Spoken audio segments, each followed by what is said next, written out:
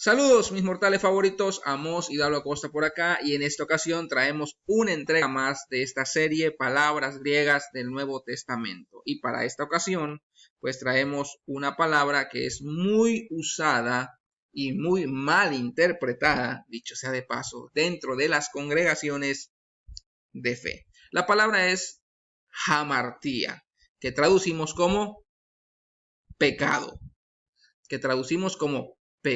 Muy bien. Vamos para allá. Pecado en el uso griego. Vamos a ver esas dos expresiones, tanto como sustantivo como verbo.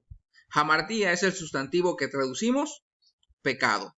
Es muy común en el Nuevo Testamento. De hecho, dice Barclay que solamente en las epístolas del apóstol Pablo se usa 60 veces. Hamartanein es el verbo usual que se traduce como pecar. En el griego clásico, hamartía como sustantivo expresa básicamente la idea de hierro, mientras que hamartanein como verbo significa errar al blanco. Lo que voy a leer a continuación es muy importante, porque esto va a ser como el detonante para entender toda esta cápsula explicativa. En el Nuevo Testamento, hamartía no describe un acto definido de pecado, sino el estado de pecado del cual dimanan las acciones pecaminosas. Eso es importante porque el ser humano no es que hace cosas para que sea cualitativamente calificado como pecador, no, sino que el ser humano, al ser por naturaleza pecador, hará cosas que correspondan a su pecaminosidad. Esto es más o menos como que un manzano por naturaleza va a dar manzanas y un limonero por naturaleza va a dar limones. Y entonces el ser humano, al estar bajo el estado de pecaminosidad, por naturaleza su inclinación será el pecado. Muy bien. Y aquí entramos al primer principio que encontramos en el Nuevo Testamento. El hombre está bajo pecado. Hub hamartian, esta preposición hub en caso acusativo, como aquí se utiliza, significa dependiente de, en sujeción a, bajo el control de. Imaginemos una persona un drogadicto, el cual ya es dependiente de X en su naturaleza de drogadicto. Para él o para ella, lo natural será estar siempre bajo el efecto y el consumo de X sustancia. ¿Por qué? Porque ya está bajo el control de, porque ya es dependiente de. Esto es lo que más o menos nos puede dar una idea de lo que significa pecado en el Nuevo Testamento. Recuerden, pecado no es una lista de lo que no le agrada a Dios. Es decir, esto sí es pecado, esto no es pecado. No, tiene mucho que ver no tanto con lo que hago o con lo que no hago, sino más bien el estado en el cual yo estoy. Por naturaleza de pecado. Pablo nos dice lo siguiente: judíos y gentiles todos están bajo pecado, mas la escritura lo encerró todo bajo pecado. Vamos al principio número 2, el pecado mora en el hombre. O sea, ¿por qué decimos que el ser humano está bajo pecado? Porque el pecado es inherente al ser humano. Es decir, el hombre no está en la facultad de decidir ser o no pecador. No está en la facultad de decidir estar o no bajo pecado o estar o no en una naturaleza de pecado. ¿Por qué? Porque el pecado mora en el hombre. El pecado cohabita en el hombre. El hombre, va a decir Barclay, está tan dominado por el pecado que éste no se nos presenta como un mero poder externo que ejerza su soberanía sobre el individuo, sino como algo que se ha introducido en las mismas fibras, en el centro y corazón del ser del hombre, hasta ocuparlo como un enemigo ocupa un país. Es decir, que al hablar que el ser humano está bajo la naturaleza de pecado o está bajo pecado, el enemigo del hombre es el hombre mismo, ¿sí? ¿Por qué? Porque tu enemigo mora en ti, que es la naturaleza de pecado. Y Pablo dijo lo siguiente: y si hago lo que no quiero, ya no lo hago yo, sino el pecado que mora en mí. Sabiendo esto, que nuestro viejo hombre fue crucificado juntamente con Cristo, para que el cuerpo del pecado sea destruido, a fin de que no sirvamos más al pecado. Fíjense cómo Pablo dice de que el pecado mora en el hombre y después dice que el hombre termina sirviendo al pecado, como que si fuera un esclavo, un sirviente del pecado. El pecado, por lo tanto, mora en el hombre, está dentro del hombre. Y las expresiones, las decisiones, las acciones que el hombre hace al estar en la naturaleza de pecado corresponderán precisamente al deseo del pecado que mora en él. Y aquí vamos a la tercera parte, que esto es importantísimo. La relación que hay entre la ley y el pecado. Y Pablo va a esgrimar este tema, va a disertarlo de forma muy particular, cómo se va relacionando el pecado y la ley en esta dialéctica. Y Pablo nos va a dar ciertas cosas que nos dan luz para entender este asunto. Inciso A, la ley enseña lo que es el pecado. Romanos 3:20 nos dice, porque por medio de la ley es el conocimiento del pecado.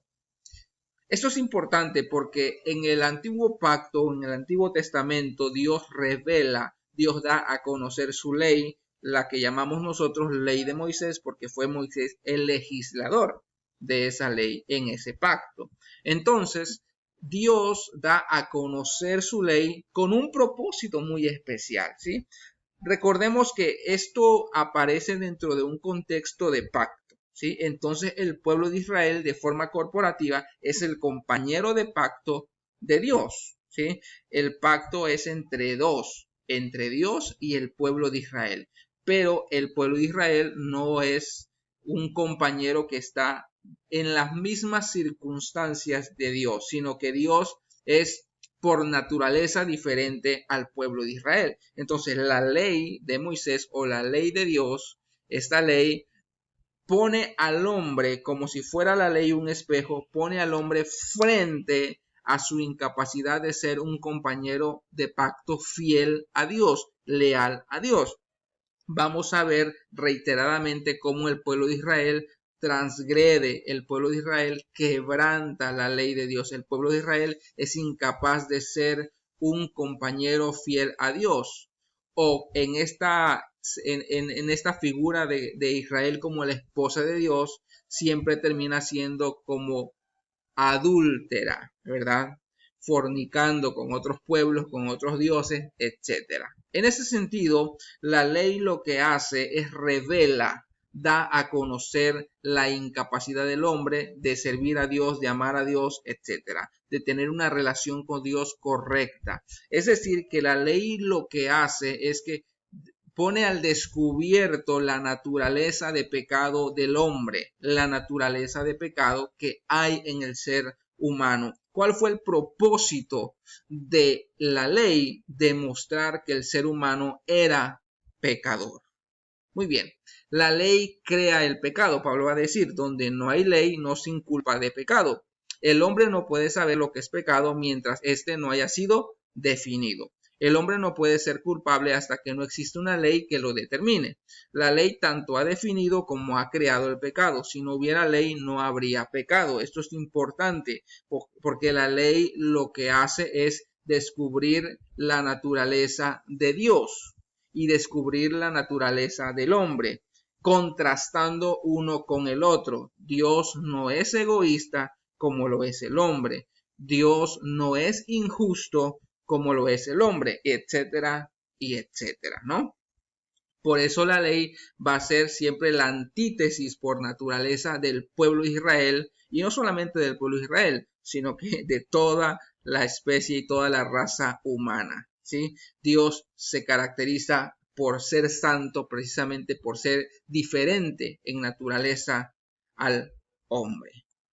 Y esto nos lleva a lo siguiente. La ley cumple con su propósito de descubrir el pecado, de descubrir la naturaleza del hombre, pero la ley es impotente frente al pecado. La ley solamente sirve como un espejo, ¿sí? Inciso A, la ley puede definir el pecado, pero no curarlo. Es como el médico que puede diagnosticar una enfermedad, pero carece para curarla o detectarla. porque el pecado, tomando ocasión por el mandamiento, me engañó y por él me mató. Romanos 7:11. Inciso B. La ley, al prohibir algo, produce el deseo de pecar.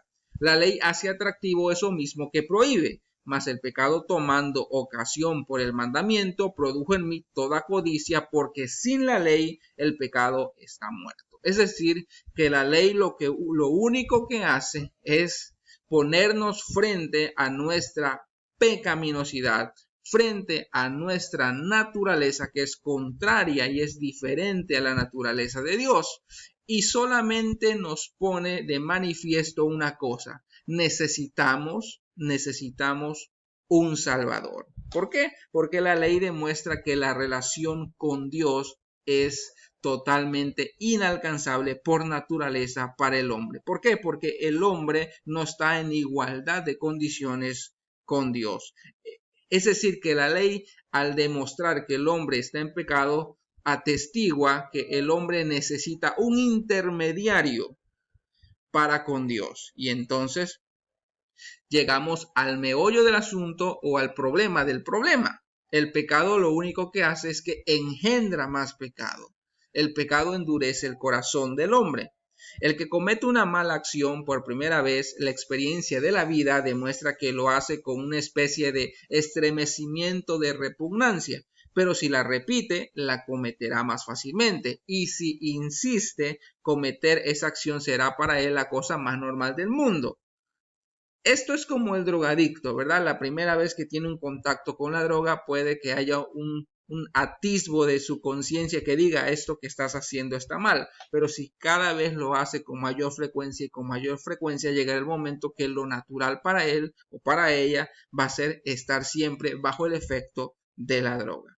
Ha desaparecido su sensibilidad para detectar el pecado. Su corazón está endurecido. Por lo tanto, es rigurosamente cierto que lo más terrible del pecado es precisamente su poder para engendrar más pecado. Y aquí viene como que el evangelio que aparece precisamente como la cura del pecado. Por la obra de Jesucristo somos libertados del pecado. Y esto nos da la idea de que la libertad es un rescate que no está determinado por nuestras fuerzas ni por nuestros recursos, sino no sería rescate, ¿sí? La libertad que recibimos del pecado es precisamente porque nosotros éramos incapaces de ser libres del pecado por nuestras propias fuerzas. ¿Por qué? Porque estábamos dominados por el pecado.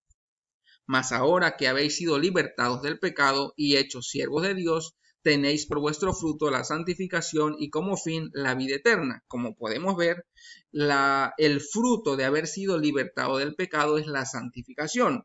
Antes de ser libertados del pecado, el fruto por naturaleza del hombre era más pecado, porque el pecado lo único que hace es que engendra más pecado.